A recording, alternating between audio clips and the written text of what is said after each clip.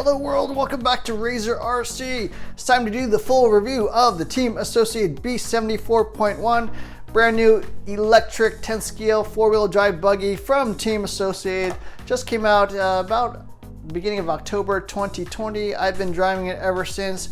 Got about 6-7 weeks under my belt, and super happy to be able to provide the full review on this vehicle and let you know, is it worth buying? Is it a good buggy? And what are its pros and cons? So as usual, I'm going to rate this in 6 different categories, basically design, build, durability, performance, value, and support and maintenance, and give you a final conclusion at the end to kind of talk about my overall thoughts on this buggy. So super excited about this. This is the follow-on to the B74, which came out a little over a year ago. This is their top-of-the-line 10-scale four-wheel drive buggy for competition racing. Of course, I did own the B74 as well as its predecessor, the B64, and I also own pretty much every other four-wheel drive buggy in the class. The TLR 22X4, the X-Ray XB4, the Schumacher Cat L1 Evo. I also used to own an EB410 by Techno, the HB Racing D418. So a lot of experience with four-wheel drive buggies. They are my favorite class, of course. And so yeah, let's get into it. Popping off the body, we'll take a look at my particular vehicle. It's pretty much stock. Just got a Hobbywing V3.1 ESC. I've got a Team Powers 8.5 turn Actinium V2 motor, a Sanwa RX 481 receiver, and a Savox 1258 TG servo. And then the only option part I think I'm running are narrow front hexes. So I'm actually running TLR wheels. These are for the 22.4, and they're just a little bit more offset. So you got to run a little bit skinnier narrow front hex. So I'm running the 4mm front hexes instead of the stock 5mm. If you want to run like Schumacher wheels or X-Ray wheels, you actually should get even skinnier front hex, but I don't think anyone actually makes one. So that's the one to get if you're not going to run the stock wheels. Okay, first up is the build. And the build of the B74.1 was okay, not great. Probably one of the worst Team Associated builds I've had. The manual was not that great. A lot of mistakes, a lot of errors. There were screws that were unlabeled, pills that were unlabeled. The shock rod ends they talk about, whether long or short shock rod ends, is kind of contradictory. Now, if you do get the updated one online, it does correct all those errors. So I would definitely check that out if you got one of the first run kits, because they will fix a few things that don't really get explained very well in the manual. And then the big issue is the rear arms really just didn't fit very well. They had to be sanded down quite a bit. Probably about a 0.5 millimeter, 3/4 millimeter. So the front had a little bit of binding, but the rears are really bad. Some of the worst arms I've had to modify, and just to get them to fit properly. Otherwise, they basically bind way too much and won't move freely. So overall, build wise, I'm going to give a below average score, 2 stars. There's still a lot of parts on parts trees, just like every other Team Associated vehicle. There are no wheels in the box, just like every other Team Associated vehicle. You do have to cut the body, you do have to cut the wings, so they don't really make things particularly easy for you. And so for that reason, I'm going to give it below average score, 2 stars. When the B74 came out, it was pretty much class leading in terms of its design. Now obviously, most four-wheel drive buggies kind of follow the same overall design. This is very much like the classic X-Ray style. You've got the servo on one side, the ESC on the other, motor in the back, as well as the battery here. Pill system for the ABCD blocks, so you can adjust toe, kick out, track width, all that kind of stuff. Steering servo, like, sort of mounted like this with a drag link. Kind of typical looking steering rack with adjustable Ackerman, so you got a couple different holes up here, as well as steering arms out there on the actual steering hubs. Carbon fiber shock tower, carbon fiber floating servo mount, carbon fiber battery strap, as well as a little brace here for the center differential. And then one change they made actually for the B74.1 is they went to G10 fiberglass plates here in the middle down the center spine rather than your traditional carbon fiber, just to add a little more flex. So the majority of the changes in the B74.1 are just kind of incremental changes, just to fine tune it a little bit, get to drive better. Changes they made: lower shocks and shorter shock towers, front and rear. They did redesign the rear end a little bit. The rear hubs are just a little more durable. They are running longer drive shafts here in the back, 66 millimeters instead of the old 62 millimeters. Did redesign the C and D blocks. They're just a little bit lower. Mount the pills a little bit flatter. That way you get a little more roll in the rear just to better balance out the front. Battery strap was redesigned a little bit. The Ackerman is now this +3 millimeter Ackerman just to prevent some of the bump steer. So one of the big upgrades people were making to the B74 was changing out that Ackerman bar, because otherwise you would get a little bit of bump steer. As the suspension compressed, the wheels would actually kind of turn a little bit because this drag link or these steering links were not particularly flat. And then the big change with the B74.1 is that it comes in 2 versions. So now it comes in a dirt version for indoor clay, outdoor loose dirt, and then a AstroTurf and carpet edition. So really for your high traction surfaces, your artificial surfaces, that's what I'm running here. It's nice that they have 2 different versions optimized for different surfaces, so you don't end up having to buy different parts. The carpet edition, of course, is going to have stiffer springs, thicker shock oils, and then a center slipper. The dirt version is going to have a center differential and softer springs and oils. I believe it also has shorter drive shafts in the rear, not 100% sure. And then it's going to have lighter sway bars. They did update the slipper, so there's this new Octo-Lock type system. It just kind of mates into the slipper there a little bit better. The pads don't tend to slip quite as much or move around quite as much. So that is an update. If you get the center differential, that also has been redesigned a little bit because the old one did tend to leak a little bit. Other than that, the general vehicle is pretty much the same. No major changes. I think they changed the steering arms slightly. They did change the rear arms a little bit to make them like reversible. Whether you want the center hole here on the front or sort of the back holes here on the back, you can basically get slight offsets on the shock locations that way.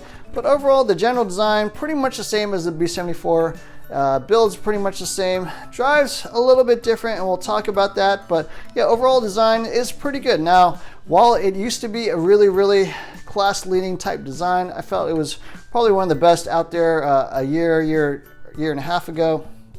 Pretty much everyone has kind of upped their game. The TLR has come out with a brand new buggy. X-Ray has a completely redesigned XB4 with a lot of new cool features. So while this used to be best in class before, I think it's kind of average nowadays. It has all the general stuff that you want: adjustable diff heights, adjustable axle heights, all the shock location adjustments, sway bars, of course, front and rear, center diff, and slipper option. But it is missing some of the options that the newer cars have, such as adjustable transmission position.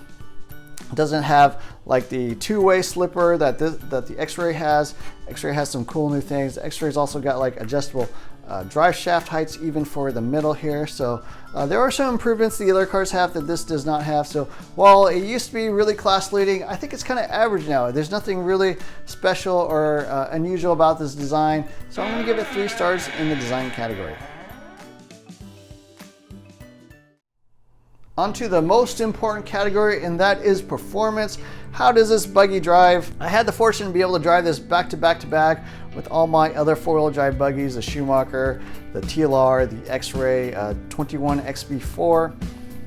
And it does drive a little bit different. Although their designs are quite similar, they actually all have kind of their own characteristics. I'm running just completely stock kit setup, which I think is really good out of the box. I think they got this thing dialed in terms of the kit setup and kit performance. Drives super easy, very linear, very neutral, doesn't do anything weird, very precise as well. I think because it is so linear and so easy to drive, I think most people can really just put it anywhere they want. It's not particularly fast in terms of acceleration. I think the drivetrain maybe not quite as efficient. I do think the buggy is a little bit heavier. It's probably about 50 to 70 grams heavier than the TLR and the X-Ray, so that does hurt the performance a little bit, but it does have the oiled bearings, which is a big help. The TLR has grease-filled bearings, so in terms of acceleration and braking, maybe not quite as good as the other guys, but still pretty solid overall. Jumps really well. I think it probably jumps one of the best of the 3 of those. Very flat, easy to land, easy to position where you want it. So in terms of jumping landing, really good. So overall performance I think is awesome.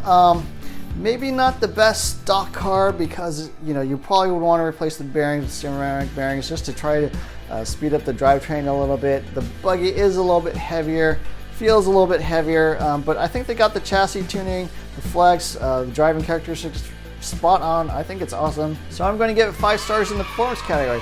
This is really good buggy. I think anyone could just build it, throw it down on the track and be really happy with the setup and not really feel like they had to change much, if at all. It's pretty much 90-95% there, and really good setup. So performance wise, out of the box, this is no fuss, no muss. Just build it, run it, and you'll be pretty happy. I think it drives excellent. The other big category is durability, and I'm happy to say I haven't broken a single thing on this. Did have some really nasty crashes. You can see my front bumper there is pretty chewed up. Just haven't broken anything, and even with the B74, I didn't break a whole lot. I did have some issues with like the outdrives chipping because there's too much like shock compression, shock extension, but they fixed that with this buggy, and overall it's been super durable. Now unfortunately, due to the coronavirus situation here in the United States, I actually am not able to run it anymore, so I did get to run it for 5 or 6 weeks before we kind of went into a shutdown type thing, so I wanted to get this video up. But yeah, overall performance has been excellent, durability has been excellent, haven't broken anything, so I'm going to give it 5 stars in the durability category. So how's it to live with the B74.1 kind of day in, day out? And that's what I call the support and maintenance category. Basically meaning, how easy is it to get parts? Can you call up Team Associated? Will they help you out?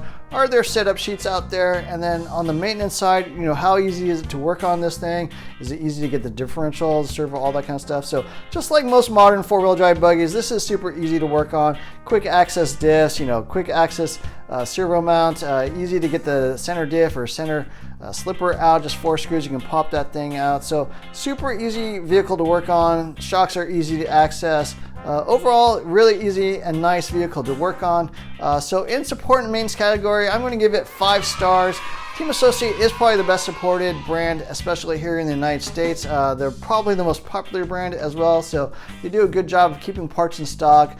Hobby shops are going to carry parts, and you can obviously always go online if you need to. So support and maintenance, class leading, 5 stars.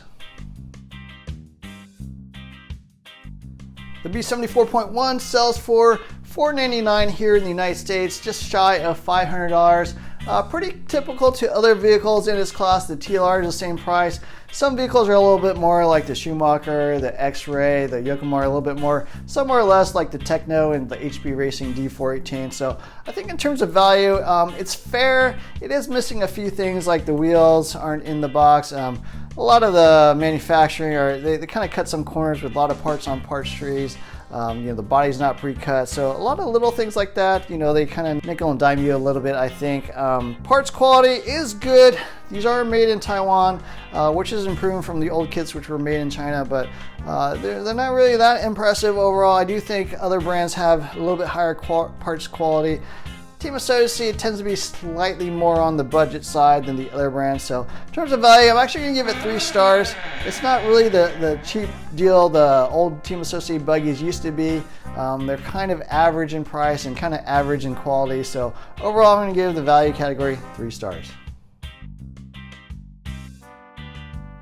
So final thoughts on the B74.1 is that it's a nice update to the B74. I think they fixed a lot of the little issues they had with like the chipping out drives, the Ackerman bar, the leaky center differential, the slipper pads which could kind of skip out on, you know, mod motors and stuff. So it's nice to see they fixed that. They also fixed the roll center in the rear, so it does drive a lot better. Is it really the best buggy out there? I'm not sure that it is. I just got the X-Ray XB4 2021 edition. That's a phenomenal kit. The TLR, of course, is very strong, very fast. But I think the B74.1 is probably a little bit of an underrated vehicle for 2020.